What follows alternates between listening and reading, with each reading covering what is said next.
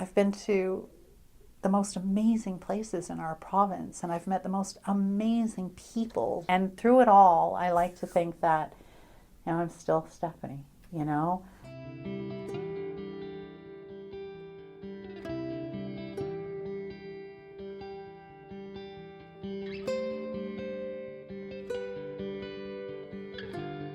My family packed up and immigrated to New Zealand.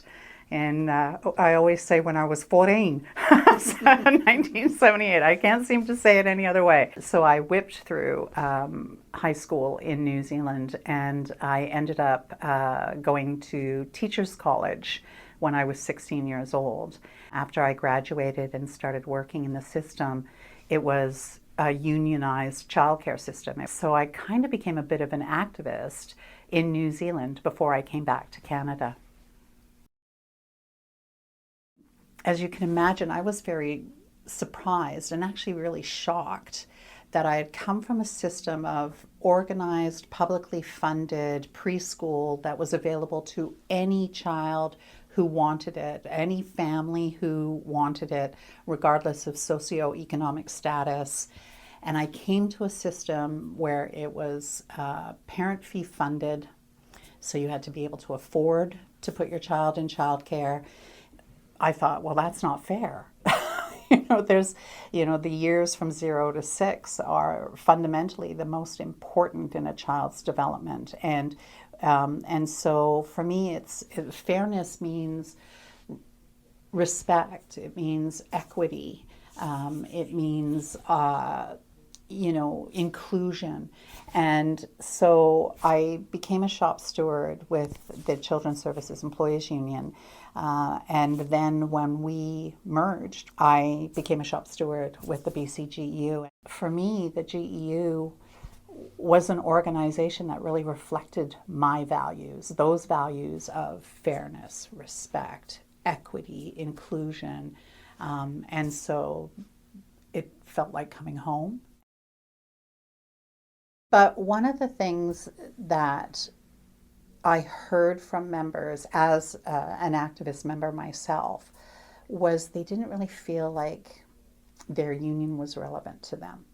I wanted people to say my union, not the union, like it was something completely separate from them. And it's one of the reasons why I ran for a full-time position. I'm always careful to say first elected woman. So the BCGEU has been around for over 100 years. During its life, there was a woman president very briefly, Joan Gower Gillette. She became president because the sitting president died in office. And as the first vice, she became president. Unfortunately, she was not elected to that executive position. Quelle surprise. Patriarchy. So it took almost 100 years for it to happen. So yes, being the first woman elected was a very, I think, historical moment. It was also a big deal not coming from direct government. I think there was recognition that having someone from the broader public sector, low wage sector too, it brought a new perspective.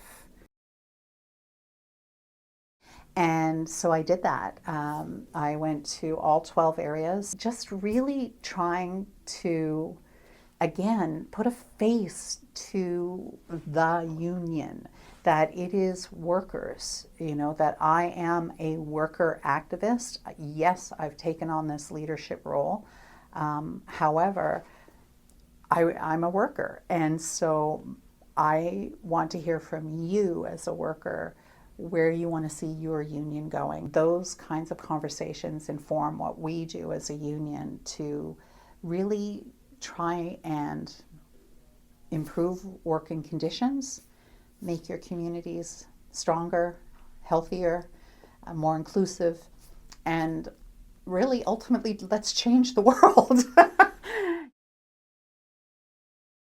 We were the only labor organization in Canada that did a submission to the Murdered and Missing Indigenous Women and Girls inquiry.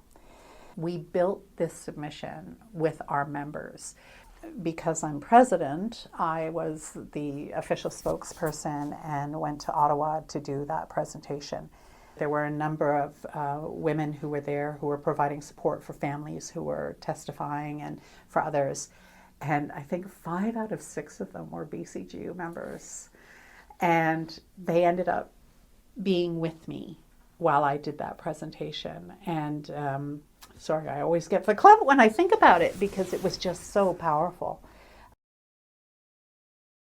Post-COVID, workers were saying, I'm essential? Okay, time to pay me like I'm essential. We wanted some recognition of cost of living adjustments. And because of the strength of our membership, and particularly the sacrifice of our members in the liquor stores and warehouse and the cannabis stores who went on the line for everybody else in the public service, we achieved that. I cannot tell you the tables that I sat at after that, unions that came up to us and said, how did you guys do that? Like, how did you do it? And I think it's 2 things. One, who you elect matters. Vote. Who you elect matters, right? And 2, the strength and the connectivity of your membership who are saying, yeah, we're willing to fight for this because we deserve it. Trust that you have, just by wanting to do it, you have what you need to do it. And what you don't have, there are those around you who will support you in gaining that. Just do it, get involved, make a difference, because I think the world in the shape that it's in right now, we need you. We need you to step up and to make the world a better place than it is right now, for sure. Yeah.